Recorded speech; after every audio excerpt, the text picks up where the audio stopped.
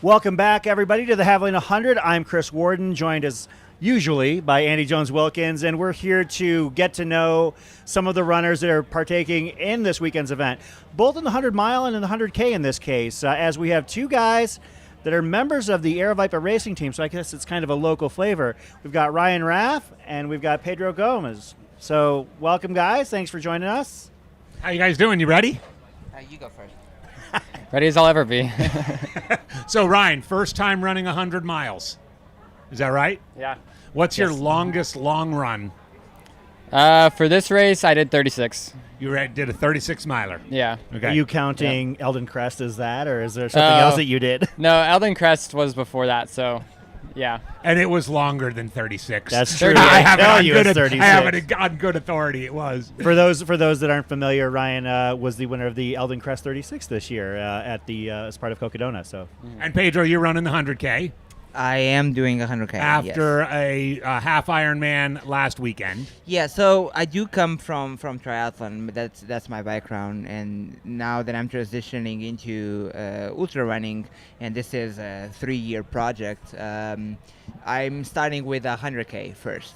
And then we'll see if I like it, if I have a good experience. But so far, my ultra experience has not been great because just the 50Ks have not been a good experience. So I'll start with a 100K, being conservative first.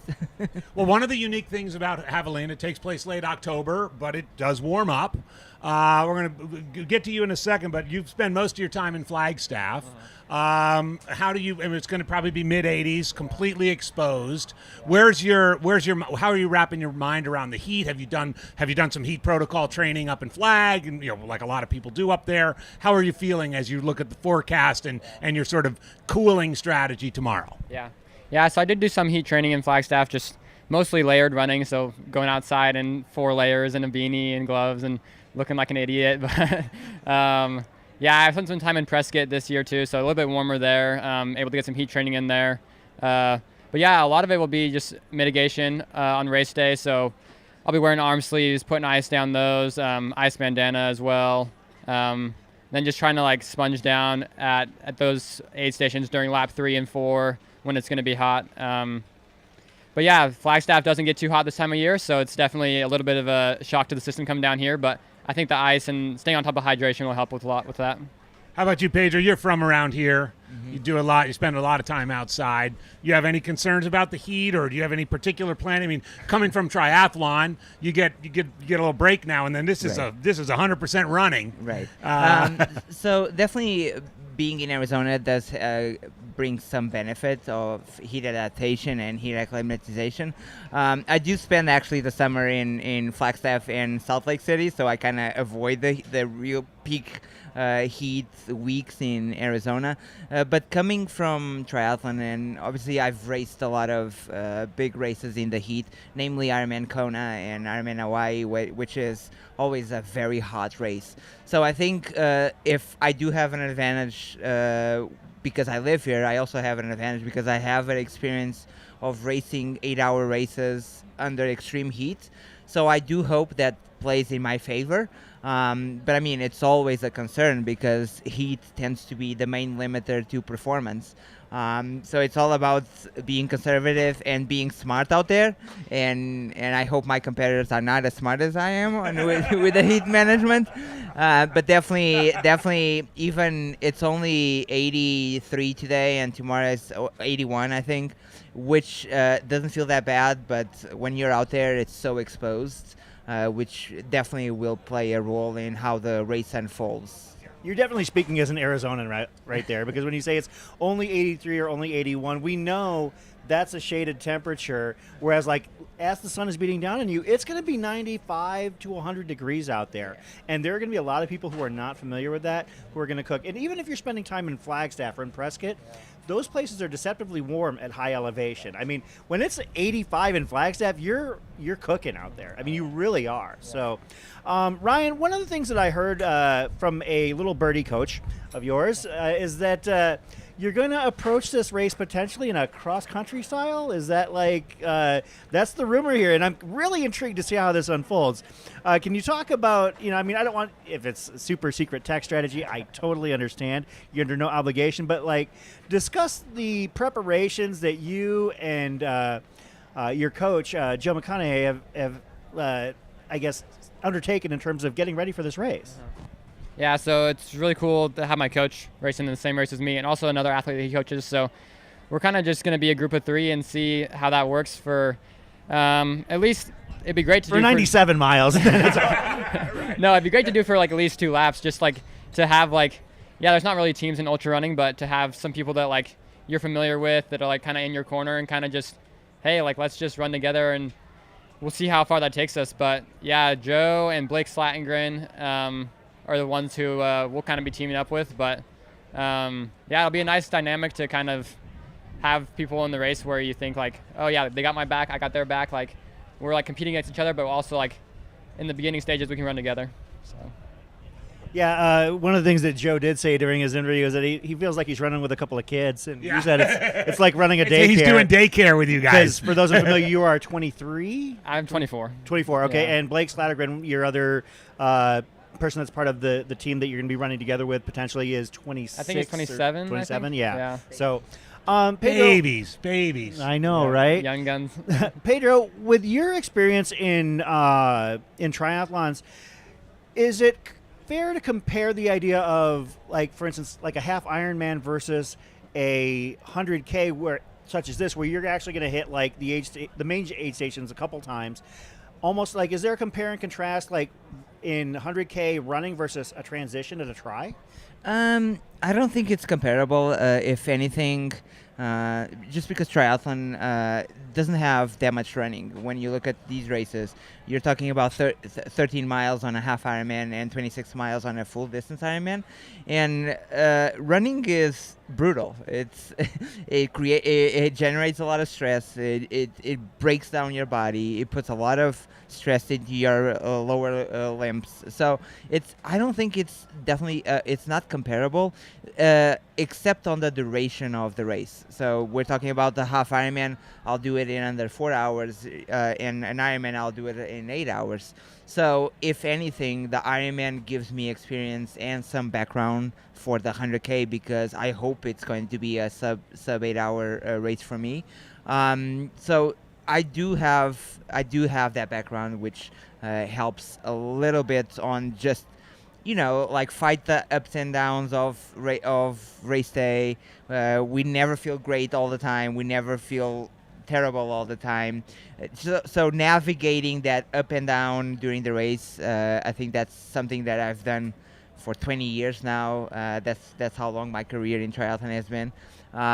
So it's still, I still feel very lost in this ultra running world. As I said, it's a 3-year project where in 3 years I want to be competitive. But now I'm just learning from guys he's only 24, but he's a pretty good runner, and I'm learning from the experience and just enjoying and seeing what do I need to do to become better every year. Well, you know what, you guys?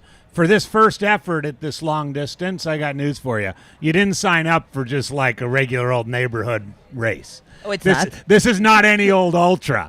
And so I want to talk a little bit about that. We've got the multiple loops, in your case 3, in your case 5, coming back through here, Javelina headquarters every time, where there's a palpable electricity, for the entire 30 hours of the race. And the cars. And also the aid stations, especially Jackass Junction out there in the desert, where there's a whole separate cast of characters doing God knows what.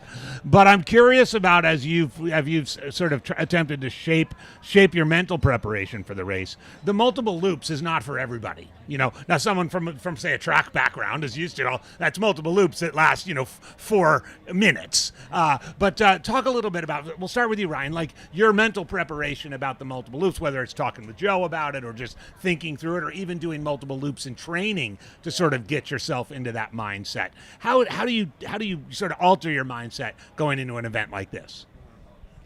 I think it's important to kind of just stay in the moment and kind of treat each loop as its own race. Because if you're in loop 1 thinking, oh, I got 4 more of these, like it's going to be a long day out there. So I think just not getting too far ahead of yourself. For me, at least, I try to think of just maybe even to the next aid station. Like that's just my focus right now. Because like, yeah, it is a lot of loops and it can get monotonous out there. Like it is a little intimidating, but I think just breaking down the race into chunks and not worrying about the 5th loop on the 1st loop is a big thing for me. But yeah, I've done a lot of loops, like a 10K on a track, but it's definitely different doing a 20-mile loop. So yeah, it's gonna be my first time doing multiple loops on this course. So I don't know how exactly it'll be, but I'm sure there's gonna be points in the race where like I'm on loop 4 and I'm like, what am I doing out here? But hopefully that's what a pacer can help you kind of just like bring it back to the moment and yeah, not worry too much about how many loops exactly. you're doing. There's that cactus again.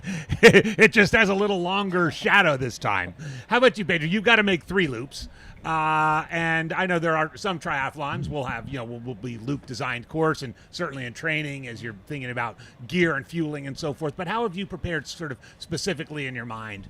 I actually think it helps. I think when you start a point-to-point race and you think, oh, I have to get, 60 miles from here, that's the finish. I think mentally is harder than if you have a loop. But on the other hand, you have the flip side, which is apparently Javelina is one of the highest DNF races because you go by your car so often. And there's that easy way out of the pain you're going through will always be there. I personally never struggled with that. I've done multiple races with multiple loops, not as many as people that run 10K on the track, but enough where I see it as mentally easier to handle a 3-loop course because when you're done with the first one, you only have 2 to go. You only have 1. So I think it helps. Mentally, I didn't do anything differently because I don't think it's a downfall of the race. It's just something that I think it will help me pace myself better as well. Guys, talking about the high drop rate, Pedro, I'm glad you brought that up. And I have a different take on that. And I have no scientific data to back this up at all. But it's just something... We try to steer clear of scientific absolutely. data at all costs. Like, we just shoot from the hip, and if we're wrong, we just ignore it and move on.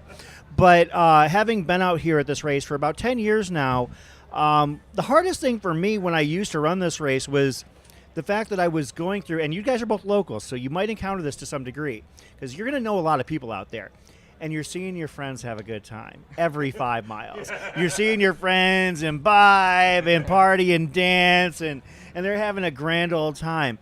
And it begins to grate on you a little bit. So it's kind of... especially by your final loop, you're just like, man, these guys are having so much fun, and I'm out here just, like pushing through the pain, and I'm in my cave. And, that's one of the things that you'll probably have to be mindful of is the fact that everybody else around you is having far more fun than you are at that point. But one of the things that you have to help you mitigate that is the fact that, do you have any pacers, Ryan? Yeah, I have 2 pacers. Okay. We'll touch upon that in a moment, but I know that you've got a pacer, Pedro. And how did you draw the short straw in getting Bryce Brooks as your pacer? Well, I don't know if you've seen his results this year, but he's been doing pretty well for himself. He's been doing pretty darn well for himself. So, again, I'm so new to ultra running that I never thought about having a pacer. I didn't see how can they help. And then I started talking to a few people, and they say, oh, maybe you want a pacer. And then Bryce suggested, oh, well, you need a pacer. And I was like, okay. So it wasn't really me picking because I never thought about it. But considering how good of a runner Bryce is, I think it will be right up my alley having him setting the pace on the 3rd loop. And hopefully he's tall. I'm relatively short. Running behind him will be a big advantage. So that's why your turnover rate is going to be great, but he's also going to block the wind for you, is what you're saying. Yes, exactly. So that's why when he suggested being a pacer, and I thought his height versus mine, I was like, yeah, that sounds very comfortable running behind you. So yes, Bryce. Yeah, and in your case, Ryan, you're pretty much hardly ever going to be alone out there. If you're going to be running with Blake and Joe, hypothetically, in the first couple loops, and then you've got pacers. Who are your pacers here this weekend? Ryan Hansen and Joey DeFeo. They're both from Flagstaff. Okay, so actually, I'm familiar with Ryan Hansen. I'm not familiar with Joey.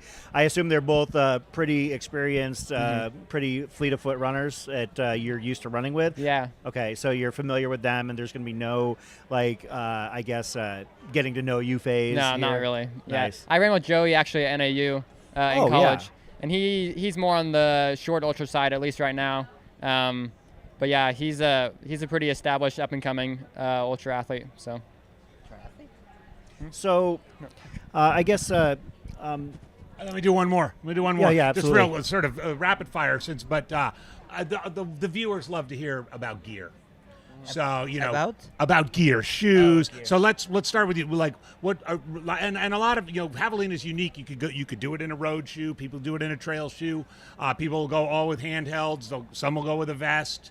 Talk a little bit, each of you, about what your gear plan is, like from feet up. What shoes you going with, what gear set up, what's your thinking going into the race, especially as someone first 100K. Yes. And I know you triathletes love your gear.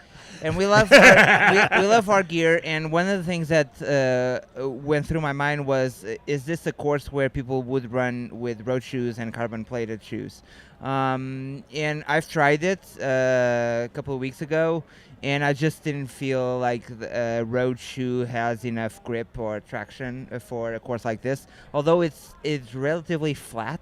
So definitely trail shoe. I'm gonna use the Tecton X from Mocha.